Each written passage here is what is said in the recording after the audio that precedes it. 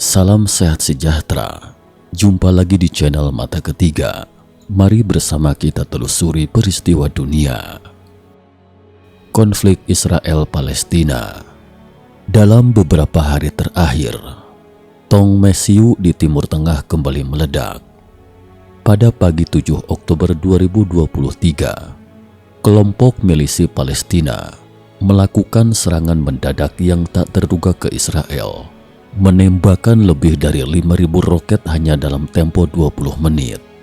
Selain itu, Hamas juga menyerbu Israel Selatan dan menyandra sejumlah besar orang. Meskipun Israel segera mengaktifkan sistem pertahanan udara Iron Dome yang canggih dan berhasil mencegat sejumlah besar roket, meski waktunya singkat, namun karena banyaknya tembakan roket, sehingga banyak sasaran yang terkena imbasnya, menyebabkan lebih dari 700 orang tewas dan ribuan luka-luka. Israel menyebut hari itu sebagai hari terburuk dalam sejarah Israel dan segera menyatakan keadaan perang untuk melakukan pembalasan. Keesokan harinya, pihak Palestina mengklaim lebih dari 400 orang telah tewas. Sementara itu, Perdana Menteri Israel Benjamin Netanyahu mengatakan bahwa negaranya sedang memulai perang yang panjang dan sulit melawan Palestina. Iran, sekutu Palestina, secara terbuka menyatakan dukungan kepada Hamas. Melihat konflik Israel-Palestina akan segera berubah menjadi masalah Timur Tengah, Amerika Serikat pun mulai gatal. Presiden Biden segera memberikan pidato mengatakan bahwa dukungan Amerika Serikat terhadap Israel kokoh dan tak tergoyahkan. Pada saat yang sama, kapal induk Amerika dengan cepat menuju ke perairan dekat Israel mengumumkan bahwa pesawat dan kapal telah siap. Meskipun Timur Tengah jauh dari kita, namun beberapa warganet telah menyatakan keprihatinannya, mengatakan bahwa perang Rusia-Ukraina di utara saja belum mereda selama lebih dari setahun. Sekarang perang di Timur Tengah kembali berkobar. Jangan-jangan perang dunia ketiga yang ditiupkan selama ini akan segera terjadi. Prediksi Craig Hamilton Parker.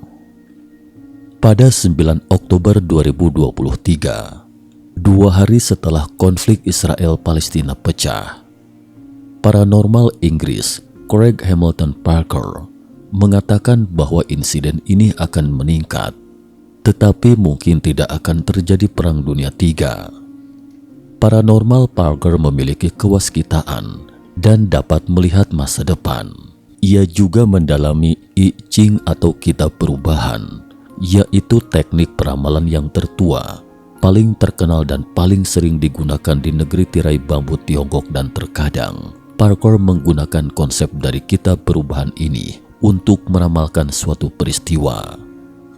Pada pemilu AS tahun 2016 lalu, hampir seluruh dunia bersikap pesimis terhadap Donald Trump. Namun Parker dengan yakin mengatakan bahwa amatir politik ini akan menjadi presiden Amerika Serikat di masa depan. Setelah itu, Trump berhasil terpilih menjadi presiden AS, dan Parker pun menjadi terkenal karenanya. Belakangan, dia juga meramalkan tentang peristiwa-peristiwa besar seperti RUU anti-ekstradisi Hong Kong, Brexit, dan pandemi COVID-19. Karena ramalannya yang akurat saat itu, Parker pun peramal masa kini yang sama terkenalnya dengan anak indigo asal India, Abhigya Anand. Jauh sebelum pecahnya perang Rusia-Ukraina, Parker melihat masa depan kawasan ini, mengatakan bahwa Rusia akan menginvasi Ukraina pada tahun 2022 dan perang akan berlangsung selama 18 bulan hingga 2 tahun ke depan. Sejauh ini, prediksinya tampaknya memang cukup akurat. Demikian juga dengan konflik Israel-Palestina kali ini. Dalam siaran langsung kewaskitaannya pada 14 September lalu, Parker mengatakan bahwa ia melihat konflik akan segera terjadi di kawasan Israel-Palestina.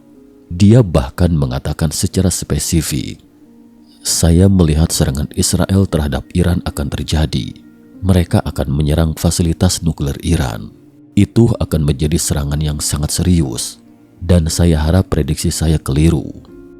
Dalam siaran langsungnya saat itu, Parker sekali lagi meramalkan, saya merasa konflik ini akan meningkat, tidak hanya di Gaza, tapi seluruh dunia Arab akan terlibat dalam konflik ini. Sekarang tampak jelas bahwa Iran telah ikut serta dalam konflik ini. Akankah Israel mengambil tindakan balasan terhadap Iran seperti yang dikatakan Parker? Dan apakah seluruh dunia Arab akan terlibat? Kita belum bisa memastikannya saat ini. Untungnya, kata Parker, dia tidak melihat pecahnya Perang Dunia III, meskipun hal itu tampaknya bisa saja terjadi.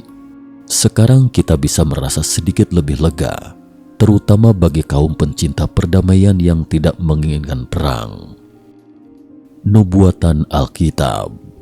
Sebenarnya, terkait konflik Israel-Palestina dan perang di Timur Tengah, sebagian orang yang familiar dengan Alkitab mengatakan bahwa ada nubuatan di dalam Alkitab. Seorang pendeta mengatakan bahwa ada 1817 nubuatan di dalam Alkitab yang sesuai dengan sekitar 737 peristiwa independen. 590 diantaranya merupakan peristiwa besar, dan sejauh ini 570 peristiwa terkait telah digenapi. Adapun mengenai situasi di Timur Tengah, terdapat nubuatan yang sangat jelas di kitab Mazmur 83. Sebab sesungguhnya musuh-musuhmu ribut, orang-orang yang membenci engkau meninggalkan kepala. Mereka mengadakan permufakatan, licik melawan umatmu, dan mereka berunding untuk melawan orang-orang yang kau lindungi. Kata mereka, marilah kita lenyapkan mereka sebagai bangsa, sehingga nama Israel tidak diingat lagi. Lantas, siapa musuh-musuh ini? Penghuni kemah-kemah Edom dan orang Ismail, Moab dan orang Hagar, Gebal dan Amon dan Amalek, Filistea beserta penduduk Tirus, juga Asyur telah bergabung dengan mereka, menjadi kaki tangan Bani Lot. Bait suci ketiga. Bait ketiga, juga dikenal sebagai bait suci Yehezkiel, adalah gagasan dan keinginan keagamaan pada agama Yahudi yang berakar dalam Alkitab Ibrani. Bait ketiga disebutkan dalam banyak doa-doa Yudaisme untuk pengembalian dan pembangunan kembali bait suci di Yerusalem, tempat dahulunya berdiri bait pertama dan bait kedua yang dihancurkan oleh orang-orang Babilonia kuno dan Romawi. Sejak kehancuran bait kedua pada tahun 70 Masehi, para penganut agama Yahudi yang taat telah menyatakan keinginan mereka untuk melihat berdirinya bangunan bait ketiga di Bukit Bait Suci. Doa untuk tujuan ini telah menjadi bagian resmi dari tradisi Yahudi dalam pelaksanaan 3 kali layanan doa harian Yahudi. Walaupun saat ini tetap belum terbangun, gagasan dan keinginan atas bait ketiga dipandang suci dalam agama Yahudi, khususnya Yahudi Ortodoks, yaitu sebagai tempat ibadah yang belum terwujud. Para nabi Yahudi dalam Tanak menyerukan pembangunannya yang akan terpenuhi pada era Mesianik Yahudi. Namun dalam Alkitab Ibrani Yahudi terdapat nubuatan ketiga tentang bait suci ini, yaitu bait suci akan dibangun untuk ketiga kalinya. Selama atau setelah masa ini, Juru Selamat akan turun lagi ke dunia. Terlepas dari percaya atau tidaknya ramalan ini, setelah pembentukan negara pada tahun 1948, orang Israel sangat yakin akan hal ini. Sebab prediksi sebelumnya semuanya menjadi kenyataan. Namun pembangunan bait ketiga penuh dengan kesulitan. Pertama, ketika PBB mengizinkan orang-orang Yahudi untuk mendirikan sebuah negara, mereka membagi Yerusalem menjadi 2, memberikan Yerusalem Barat kepada orang-orang Yahudi dan Yerusalem Timur kepada orang-orang Arab. Namun di Bukit Bait Suci, tempat orang-orang Yahudi membangun bait mereka, terletak di Yerusalem Timur yang dikuasai Arab. Mengutip Wikipedia, Bukit Bait Suci adalah nama sebuah kompleks seluas 144.000 meter persegi yang berada di kota lama Yerusalem. Kompleks ini menjadi tempat yang disucikan oleh umat Islam, Yahudi, dan Kristen. Tempat ini sering dikelirukan dengan Jami Al-Aqsa atau Masjid Al-Qibli. Jami Al-Aqsa adalah masjid berukubah biru yang menjadi bagian dari kompleks Masjidil Aqsa sebelah selatan.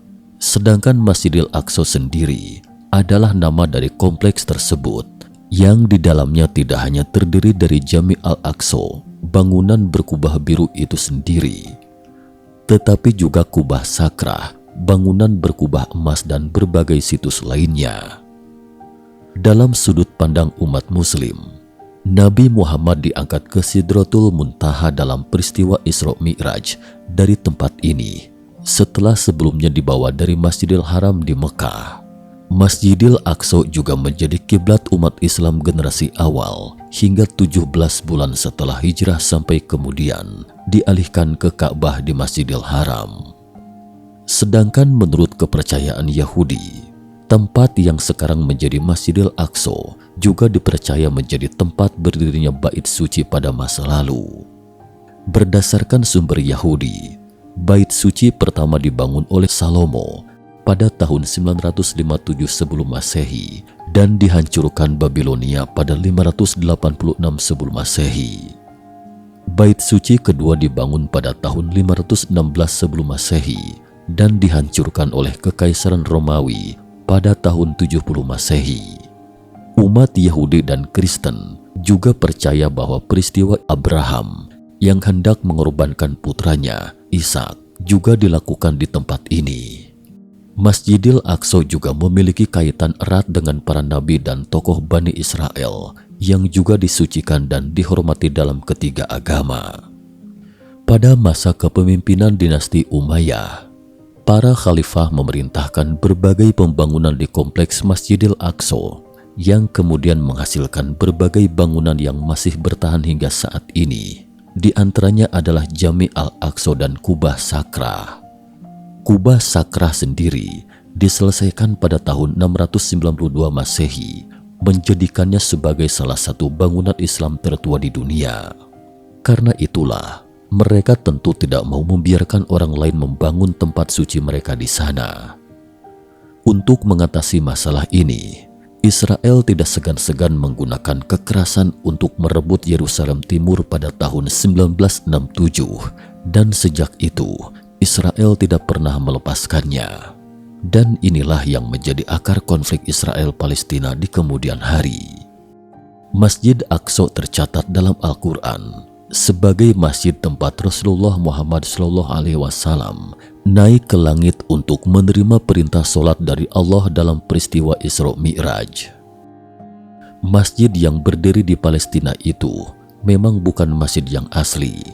Pasalnya, Masjid Aqsa yang asli telah rata dengan tanah akibat gempa bumi yang mengguncang Jazirah Arab pada pertengahan abad ke-6. Pembangunan kembali Masjid Aqsa dilakukan oleh Khalifah Al-Walid dari dinasti Umayyah dan direstorasi oleh dinasti Abbasiyah pada penghujung abad yang sama. Dinasti Abbasiyah lantas melakukan perubahan pada arsitektur Masjid Aqsa. Misalnya, beberapa bagian pahatan kayu berbentuk bunga yang dulu digunakan sebagai dekorasi masjid dihilangkan. Arsitektur Masjidil Aqsa selanjutnya bercirikan gaya bangunan atau arsitektur abad pertengahan. Setelah mengetahui kisah di baliknya, Israel pun tak berani gegabah menyentuh masjid tersebut. Jika tidak, kemungkinan besar hal ini akan memicu balas dendam dari seluruh dunia Arab. Setelah negosiasi panjang, kedua belah pihak mencapai kesepakatan bahwa Masjidil Aqsa diawasi oleh Departemen Wakaf Yerusalem yang dikelola Yordania di bawah hukum internasional. Namun meski sudah ada kesepakatan resmi, tetap saja masih terdapat perbedaan pendapat di kalangan masyarakat. Dan Hamas yang melancarkan serangan kali ini adalah salah satunya. Singkatnya, Selama Yerusalem Timur berada di tangan Israel, konflik Israel-Palestina tidak akan bisa dihindari. Namun Israel tampaknya tidak menyesali hal ini. Mereka bahkan secara diam-diam memulai persiapan pembangunan bait suci ketiga. Lalu, apakah mereka akan merobohkan masjid tersebut dan membangunnya kembali, atau akankah mereka membangunnya di lokasi terdekat? Jika suatu saat nanti bait suci benar-benar dibangun, apakah Mesias benar-benar akan turun lagi ke dunia? Entahlah, yang pasti kami pribadi tidak tahu. Bagaimana pendapat teman-teman? Sekian dan terima kasih atas perhatiannya.